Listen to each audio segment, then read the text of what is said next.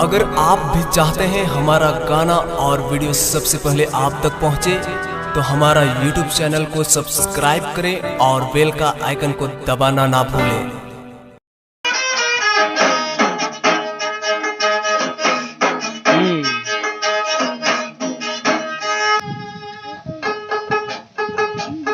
कभी किशन करके बजाओ तो ना, कभी किशन वाला।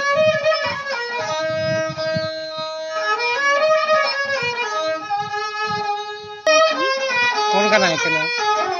कौन गाना है की? तो डोंगा हिलेला डोलेला नदिया तेज बहे। अच्छा अच्छा।